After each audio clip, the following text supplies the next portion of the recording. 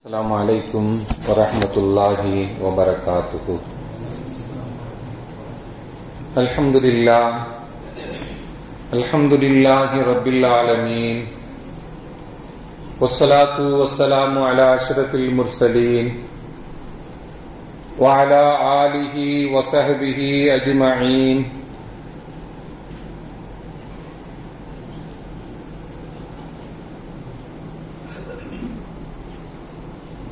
أما بعد، فقد قال الله تعالى في القرآن العظيم والفرقان المجيد: أعوذ بالله من الشيطان الرجيم، بسم الله الرحمن الرحيم. ولو شاء ربك لآمن من في الأرض كلهم جميعا أفأنت تكره الناس حتى يكونوا مؤمنين.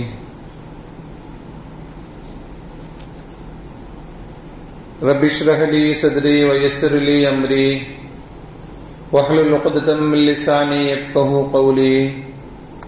اللهم صل على سيدنا محمد، اللهم صل عليه وسلم.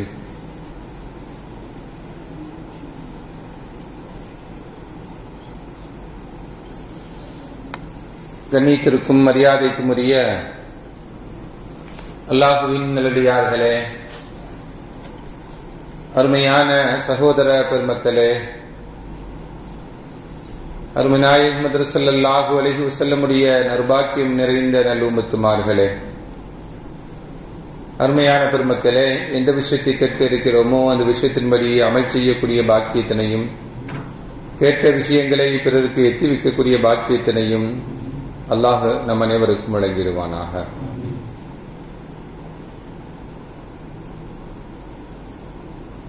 இந்த விஷயத்தை கேட்கிறோமோ அந்த விஷயத்தினுடைய அமல் செய்து பிறருக்கும் எத்தி வைக்கக்கூடிய பாக்கியத்தினையும், இதே போன்ற நல்ல விஷயங்களை வாழ்க்கையில் நிரம்ப கேட்டு அதன்படி அமல் செய்யக்கூடிய பாக்கியத்தினையும் அல்லாஹ் நம் அனைவருக்கும் தருவானாக. நம்முடைய வாழ்நாட்களை அல்லாஹ் ஆரோக்கியமான வாழ்நாட்களாக ஆக்கி தருவானாக. மருத்துவமனைகளுக்கு செல்லாத காலங்களாக ஆக்கி தருவானாக. மருத்துவமனை செலவினங்களிலிருந்து அல்லாஹ் நம் அனைவரையும் முழுமையான முறையில் பாதுகாப்பானாக. எல்லா விதமான ஆபத்துகள், விபத்துகள், பலாய், முசீபத்துகள், பரவக்கூடிய தொற்று நோய்கள், அனைத்து விதமான பாவ செயல்களிலிருந்தும் அல்லாஹ் நம் அனைவரையும் முழுமையான முறையில் பாதுகாத்து நிம்மதியான, அமைதியான, ராகத்தான, சந்தோஷமான, மகிழ்ச்சியான வாழ்க்கை இந்த உலகத்திலும் நாளை மறு உலகத்திலும் அல்லாஹ் அளவில்லாமல் வழங்கிடுவானாக. நம்முடைய ஹலாலான ஹாஜத்துகள் அனைத்தையும் நிறைவேற்றி தந்திர புரிவானாக என்று இந்த நல்ல நேரத்தில் துவா செய்து துவங்குகிறேன்.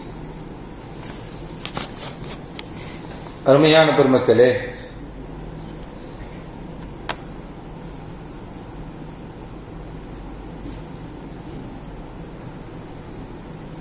இன்று நம் இந்திய திருநாட்டின் 79வது சுதந்திர தினத்தை 140 கோடி மக்களும் கொண்டாடிக் கொண்டிருக்கிறார்கள்.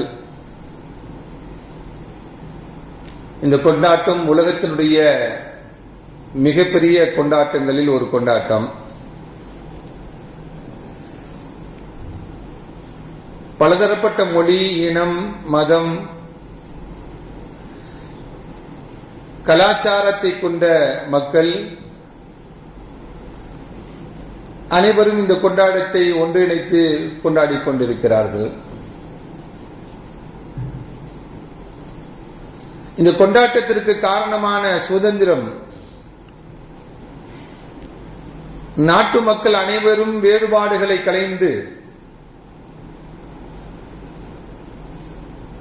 மதங்களை கடைந்து, அனைவரும் ஒரு அணியில் போராடி வெற்றி பெற்ற கிடைக்கப்பெற்ற சுதந்திரம். சுதந்திர போராட்டத்திற்காக வேண்டி யார் யார் என்னென்ன ஆளுமைகள் இருக்கிறதோ அந்தந்த வகையில் அவர்கள் இந்த சுதந்திரத்திற்காக வேண்டி போராடினார்கள். ஒரு பக்கத்தில் அஹிம்சை வழியில் போராட்டம், இன்னொரு பக்கத்தில் இராணுவ ரீதியிலான போராட்டம், மொழியை கொண்டு போராட்டம்,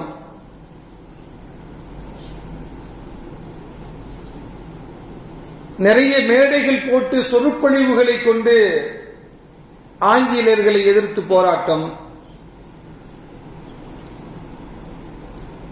நன்கு எழுதக்கூடியவர்கள் பத்திரிகைகளில் எழுதி போராட்டம், இப்படி பல வகையான போராட்டங்களை மேற்கொண்டு பெற்ற சுதந்திரம் தான் நம்முடைய நாடு இன்று 79வது சுதந்திர தினத்தை நாம் இன்று கொண்டாடி கொண்டிருக்கிறோம்.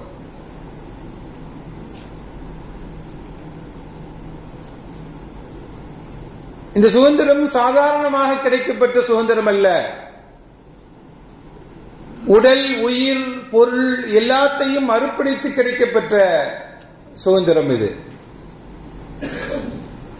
அதிலேயும் இஸ்லாமிய பெருமக்கள், முஸ்லிம்கள் அவர்கள் அர்ப்பணித்த அர்ப்பணிப்புகள் எல்லாம் ஏராளம் ஏராளம்.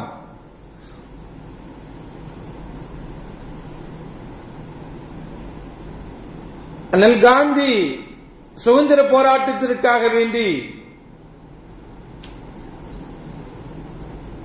பொருளாதாரத்தை திரட்டுவதற்காக வேண்டி தமிழ்நாட்டுக்கு வந்த சமயத்தில்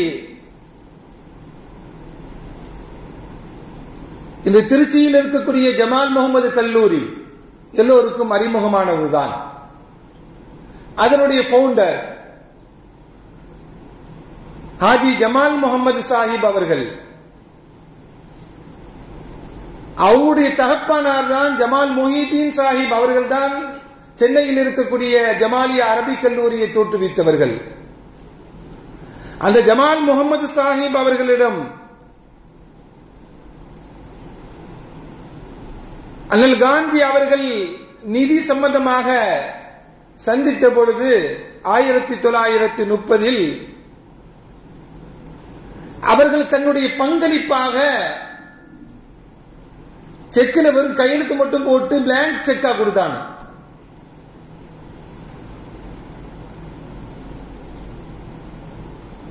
அப்பதான் அண்ணல் காந்தி சொல்லுவாங்க, என் இனிய நண்பர் பிர்லா கூட, எல்லாமே டாடா பிர்லா பேசுவோம்ல, பிர்லா கூட குறிப்பிட்ட தொகையை குறிப்பிட்டு தான் கொடுத்தார். ஆனால் நீங்கள் இந்த கொடுத்த ஒரு செக்கு ஒட்டுமொத்த முஸ்லிம்களுடைய தியாகத்தையும் உணர்வையும் வெளிப்படுத்தக்கூடியது என்று அண்ணல் காந்தி சொன்னார்.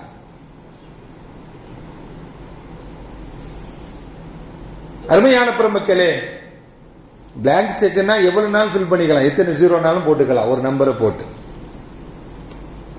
எவ்வளவு தேவையோ அவ்வளவு இதையும் நீங்கள் பூர்த்தி செய்து கொள்ளுங்கள் என்ற தியாக மனப்பான்மை.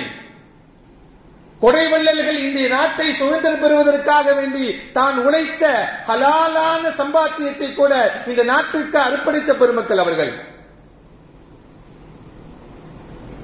ஈரோடுல தாவூதியா அரபிக் கல்லூரின்னு ஒன்னு இருக்கு. அதை உருவாக்கியவர்கள் ஈரோடு காஜி ஷேக் தாவூத் அவர்கள். அவர்களுடைய பொருளாதார பங்களிப்பும் பெரும் பங்களிப்பு தான்.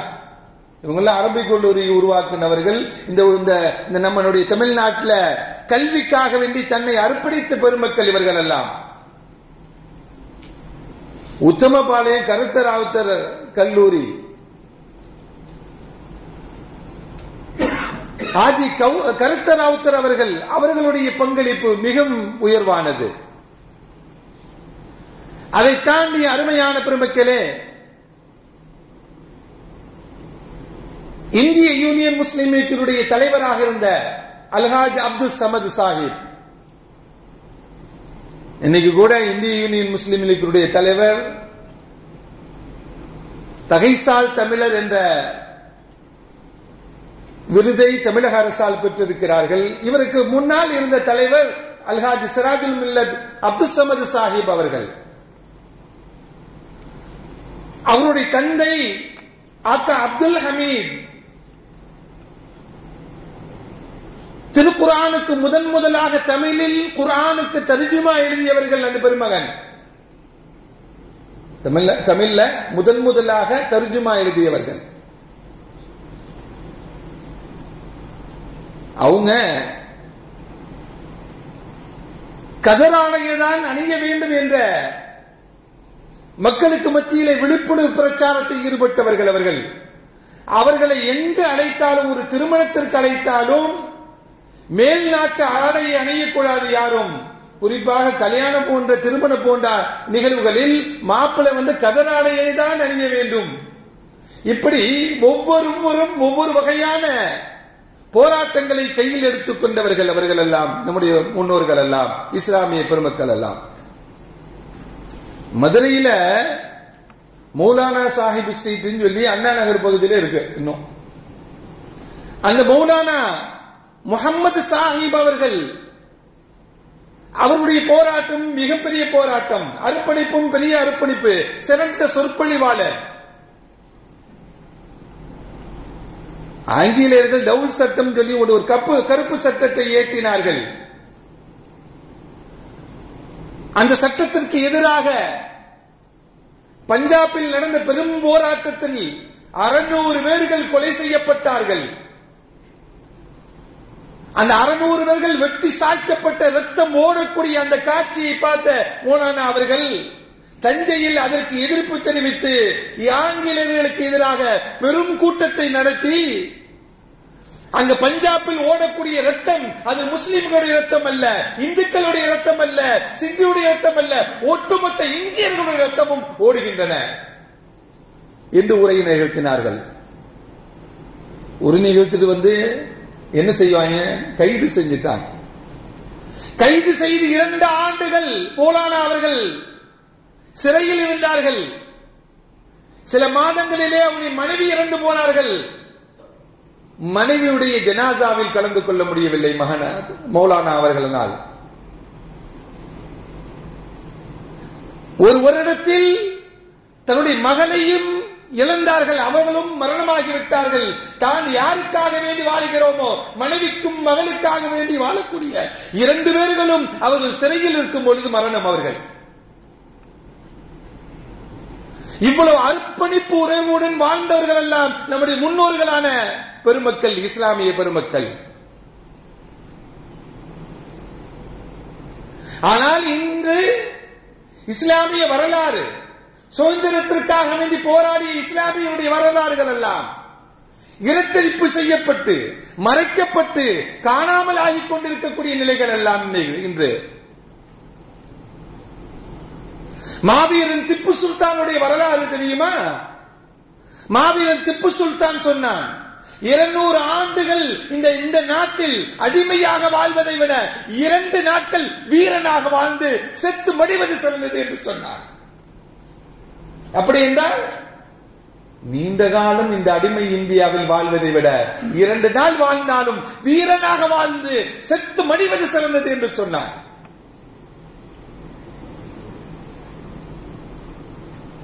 அவருக்கு என்ன தெரியுமா பேரு? இன்னைக்கு மத துவேஷத்துடன் வாழ்ந்தவர் என்று சொல்றார். இன்னைக்கு மத துவேஷத்துடன் வாழ்ந்தவர் என்று அவருக்கு இன்று பட்ட பெயர். அவருக்கு நம் நாட்டினுடைய ஜனாதிபதியாக இருந்த அணுவிஞ்ஞானி அப்துல் கலாம் அமெரிக்காவுக்கு சென்றிருந்தார் விண்வெளி தளத்திற்காக. நாசாவுடைய விண்வெளி தளத்திற்கு சென்றிருந்தார். அந்த விண்வெளி தளத்தில் ஒரு ரிசப்ஷன்ல உள்ள நுழைகிறார். உள்ள நுழைஞ்சா ஒரு பிரமாணமான ஒரு படம். அந்த காட்சியை பார்க்கிறார். ஒரு வீரன் தன்னுடைய படையுடன் சேர்ந்து எதிரியை மூர்ச்சத்தனமாக போராடி கொண்டிருக்கக்கூடிய ஒரு படக்காட்சி ஒன்றை பார்க்கிறார். பார்த்தவுடன் ரொம்ப பிரமிப்பாக இருக்கிறது அந்த காட்சி. பக்கத்தில் போய் பார்த்தாரு. யாருன்னு பார்த்தா மாவீரன் திப்பு சுல்தான். நம் நாடு இந்த நாட்டுக்காக வேண்டி போராடி அந்த மாவீரனுடைய பெயர் கூட மறைக்கப்பட்டு விட்டன, வரலாறுகள் மறைக்கப்பட்டுள்ளன. அவருக்கு வேறு ஒரு பெயர் மனதுரேசன் என்ற பெயர் எல்லாம் இடப்படக்கூடிய நிலைகள் உண்டு. ஆனால் அவர் நாடு கடந்து கடல் கடந்து இன்னொரு நாட்டில் பேசப்பட்டுக் கொண்டிருக்கிறார், காட்சிப்படுத்தப்பட்டுக் கொண்டிருக்கிறார். அருமையான பெருமக்களே, நாம் வாழக்கூடிய இந்த இந்தியாவில் பெரும் அடையாளமாக திகழ்ந்த திப்பு மறக்கடிக்கப்பட்டு உலகில் இன்னொரு பகுதியில மாவீரன் நினைவு கூறப்பட்டிருக்கிற காட்சியை பார்த்து அப்துல் கலாம் தன்னுடைய அக்னி செலவுகளில் இந்த செய்திகள் எல்லாம் செய்தியாக எழுதுகிறார்கள். அருமையான பெருமக்களே, மாவீரன் திப்பு சுல்தான் அவர் ஷஹீதாக்கப்படும் வரையும் ஆங்கிலேயர்களால் நிம்மதியாக தூங்கக்கூட முடியவில்லை. ஆங்கிலேயர்களால் நிம்மதியாக தூங்கக்கூட முடியவில்லை. அருமையான பெருமக்களே,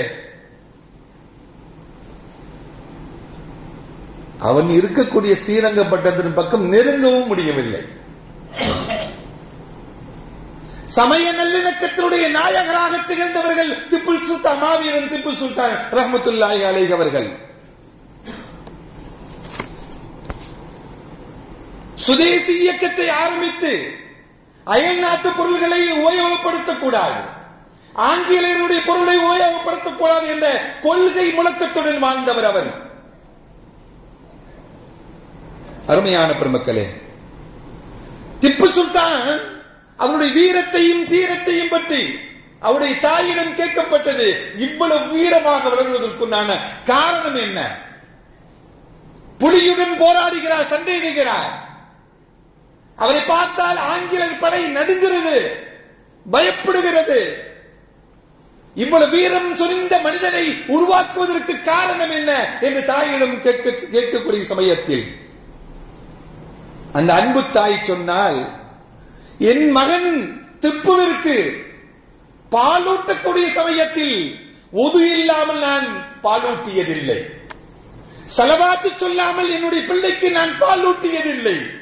அந்த சலவாத்தும் நான் செய்த அமல்களும் இபாதத்துகளும் வீரனாக உருவாக்கியதற்கு காரணம் அதுதான் என்று அந்த அன்னை சொன்ன அழகான தகவல்கள். அருமையான பெருமக்களே,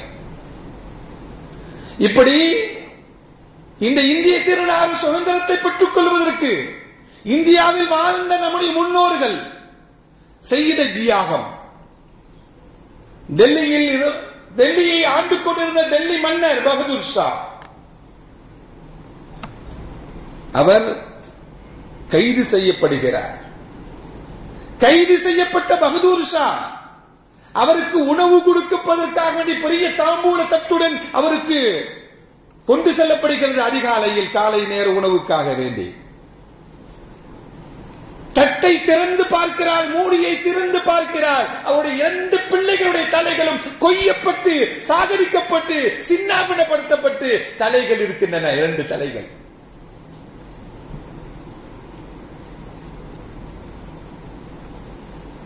மேஜர் ஹட்சன் கேட்கிறான், பாதுஷா மன்னரே, உங்களுக்கு அழுகலையே, அளவரவில்லையே, கல்லஞ்சமுடையவரா நீங்கள்?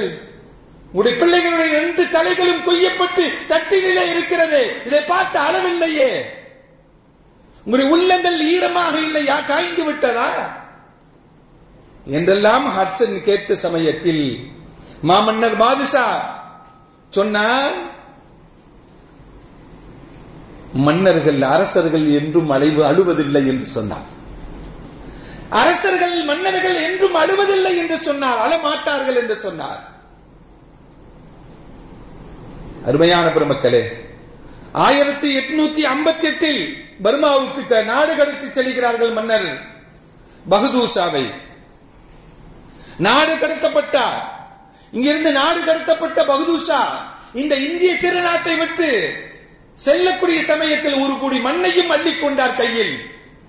ஏன் இந்திய திருநாட்டுடைய மண்ணை எடுத்துக்கொண்டீர்கள் என்று கேட்ட பொழுது, நான் சுதந்திர இந்தியாவுக்கு திரும்புவேனா என்று நமக்கு தெரியவில்லை, இந்த நாட்டிற்கு நான் திரும்புவேனா என்று தெரியவில்லை, என்னை நான் இறந்து விட்டால், நான் மரணித்து விட்டால் என் மண்ணறையில் இந்த இந்திய மண்ணை போட வேண்டும் என்பதாக தன்னுடைய ஒரு பொடி மண்ணையும் அள்ளிக்கிட்டு போறார். நேதாஜி சுபாஷ் சந்திர போஸ் பர்மாவுக்கு சென்ற சமயத்தில் மன்னர் பகதூர் ஷாவுடைய மன்னரையை பார்க்கிறார். இந்தியாவுடைய ஆன்மாவும் இந்தியாவுடைய வீரமும் இங்கு உறங்குகிறது என்று சொன்னார். இந்தியாவுடைய ஆன்மாவும் இந்தியாவுடைய வீரமும் இங்கு உறங்கிக் கொண்டிருக்கிறது என்று நேதாஜி சுபாஷ் சந்திர போஸ் சொன்னார்.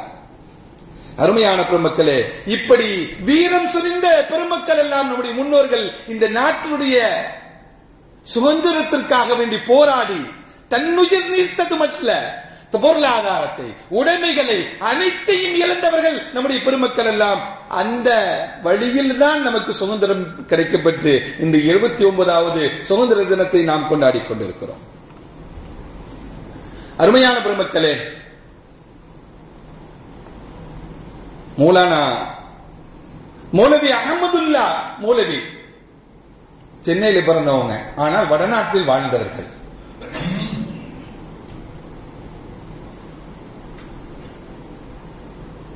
ஆங்கிலேயர்களுக்கு சிம்ம சொப்பனமாக விளங்கிய மௌலவி அஹமதுல்லா எட்டப்பர்களால் காட்டிக் கொடுக்கப்பட்டார்கள். அவர்கள்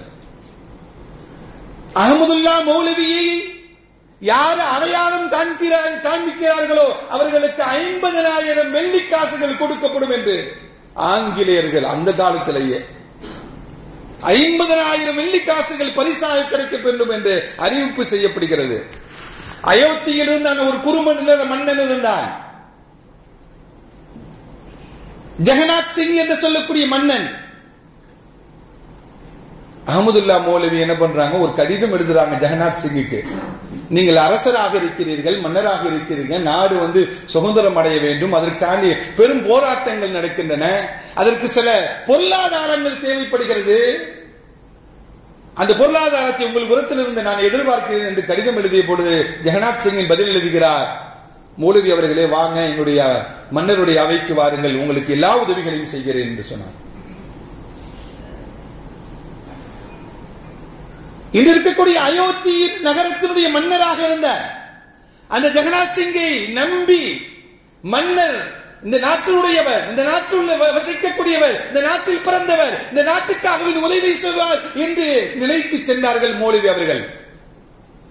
அங்க போனா உள்ளே போனால் முதல் கதவு, உள்ளே சென்றவுடன் முதல் கதவு மூடப்படுகிறது, அடுத்த கதவுக்கு போனால் அடுத்த கதவு மூடப்படுகிறது. அவனுடைய தம்பியான பல்தவ் சிங் துப்பாக்கி எடுத்து சுட்டு கொண்டு விட்டார். ஆங்கிலேயர்களுக்கு சொல்லிக் கொடுக்கப்பட்டு நீங்கள் எந்த அஹமதுல்லாவை தேடிக்கொண்டிருக்கிறீர்களோ அந்த அஹமதுல்லா எங்களிடம் கொலைப்பட்டு பிணமாக இருக்கிறார். ஆங்கிலேயர்கள் என்ன சொன்னாங்க தெரியுமா? ஆங்கிலேயர்கள் என்ன செய்தார்கள் தெரியுமா? அஹமதுல்லாவுடைய மௌலவி அஹமதுல்லாவுடைய தலையை ஒரு கம்பில் நட்டி உயரமாக வைத்து யாராவது இந்த எங்களுடைய ஆங்கிலேயருக்கு எதிராக போராட்டத்தை மேற்கொண்டால் இவருக்கு ஏற்பட்ட நிலைதான் உங்களுக்கும் ஏற்படும் என்று மிரட்டினார்கள்.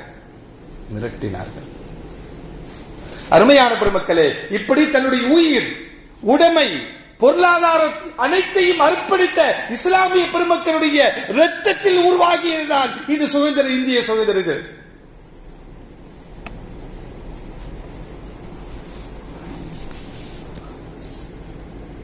அருமையான பெருமக்களே, இப்படி வரலாறுகளை சொல்லிக்கொண்டே போகலாம்.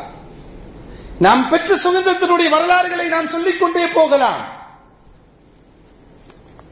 உரையுடைய நிறைவுக்கு வருகிறேன். அருமையான பெருமக்களே, 1946 சுதந்திரம் பெறுவதற்கு ஒரு ஆண்டுக்கு முன்பாக இங்கிலாந்தினுடைய பிரைம் மினிஸ்டர் அட்லி ஒரு முடிவுக்கு வருகிறார்.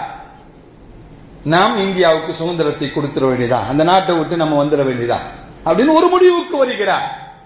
ஒரு குழுவை நியமித்து அந்த சுதந்திரத்தை கொடுப்பதற்குண்டான இலகிய லேசான வழிவகைகளை ஏற்படுத்தி அந்த முறைகளை கையாண்டி சுதந்திரத்தை கொடுத்து விட வேண்டியதான் என்று முடிவு ஒரு குழுவையும் அனுப்புகிறார்.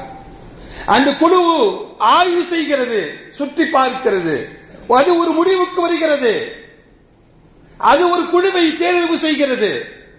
இந்த நாட்டில் பெரும் இயக்கமாக இருக்கக்கூடிய காங்கிரஸ் இயக்கத்திலிருந்து ஒருவர் வர வேண்டும். சுதந்திரம் பெற்று முடிப்பதற்குண்டான ஆலோசனை பெறுவதற்கு காங்கிரஸ் கட்சியிலிருந்து ஒரு ஆள் வரணும். இரண்டாவது, காங்கிரசுக்கு அடுத்த இடத்தில் இருக்கக்கூடிய பெரும் இயக்கம் இந்திய யூனியன் முஸ்லிம் லீக். முஸ்லிம் லீக்கின் சார்பாக ஒருவர் வர வேண்டும். மூன்றாவதாக, அங்கங்க சிறுநில குறு மன்னர்கள் இருக்கிறார்கள், நவாபுகள் இருக்கிறார்கள். கிட்டத்தட்ட நவாபுகள் மட்டும் சிறு சிறு மன்னர்களாக 542 மன்னர்கள் நவாபுகள் ஆட்சி செய்து கொண்டிருந்தார்கள். அவர்களுடைய சங்கத்தின் தலைவராக ஒரு ஆளுக்கு வர வேணும். இப்படி 3 பேர் வரணும்னு முடிவு பண்றாங்க. 3 பேர்களுக்கு அழைப்பு கொடுக்கப்படுகிற இந்திய காங்கிரசுக்கும் இந்திய யூனியன் முஸ்லீம் லீக்குக்கும் நவாபுகளுடைய சமஸ்தானத்தினுடைய தலைவரைக்கும் அழைப்பு போடப்படுகிறது. அந்த 3 நபர்களும் யாரு தெரியுமா?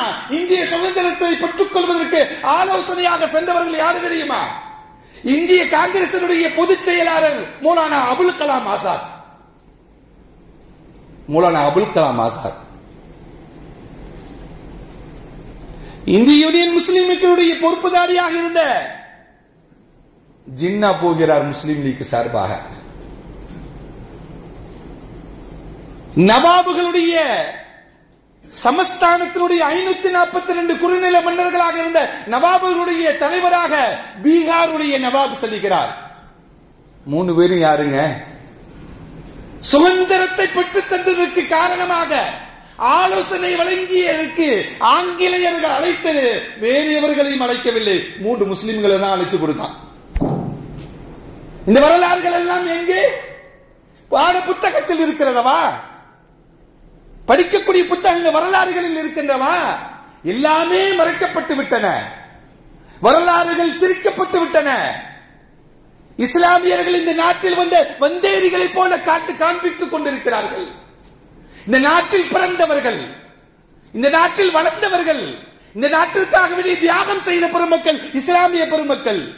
இந்த நாட்டு சுதந்திரம் பெறுவதற்கும் முழுமையாக உழைத்த பெருமக்களும் இஸ்லாமிய பெருமக்கள் தான். ஏனென்றால் இந்த நாடு நம்மிடம் இருந்தால் ஆங்கிலேயரிடம் போயிருந்தது, பறிகொடுத்து அவர்கள் எப்படியாவது திரும்பவும் பெற்றுவிட வேண்டும் என்ற பெரும் மூர்ச்சத்தனத்துடன் போராடியவர்கள் இஸ்லாமிய பெருமக்கள். அந்த தியாகத்தினுடைய விளைவாக தான் இன்று நாம் சுதந்திர தினத்தை கொண்டாடி கொண்டிருக்கிறோம். வல்லோன் அல்லாஹ் நம்முடைய நாட்டை இஸ்லாமியர்கள் சுதந்திரமாக வாழக்கூடிய நாடாக ஆக்கி அருள் புரிவானாக. எல்லா நிலைகளையும் ஷரியத்துடைய சட்டத்தை பின்பற்றி நடக்கக்கூடிய நல்ல நிலையை ஏற்படுத்தி தந்திரப்படுவானாக. மௌலானா முகமது அலி ஜௌஹர் அவர்கள் வட்டமேஜை மாநாட்டுக்கு சென்ற பொழுது உடல் நலம் சரியில்லை, பேசுவதற்குண்டான சூழ்நிலைகள் இல்லை, நீண்ட நேரம் பேசுகிறார்கள். சொன்னார்கள், என்னுடைய சுதந்திர இந்தியாவாக இருந்தால் தான் என்னுடைய நாட்டிற்கு நான் செல்லுவேன், சுதந்திரம் கிடைக்காத நாட்டிற்கு நான் செல்ல மாட்டேன் என்று சொன்னார்கள். அங்கேயே மரணிக்கிறார்கள். மரணித்த பொழுது 22 முஸ்லிம் நாடுகள் மௌலானா முகமது அலி ஜௌஹருடைய உடலை கேட்டுப்பட்டார்கள், நாங்கள் எங்களுடைய நாட்டில் அந்த புனித உடலை அடக்கிக் கொள்கிறோம் என்று. அவர்களுக்கு அடக்கம் பெறுவதற்கு எந்த இடம் கிடைத்தது தெரியுமா? பைத்துல் முகத்தஸுடைய பொறுப்புதாரியாக இருந்த அமீருல் ஹுசைனி அந்த பெருமகனார் புனித இடமான பைத்துல் முகத்தஸுக்கு அருகாமையிலேயே நான் அடக்கிக் கொள்கிறேன், என்னிடம் மௌலானாவுடைய உடலை கொடுங்கள் என்று மௌலானா அடக்கப்பட்ட இடம் பைத்துல் முகத்தஸ்.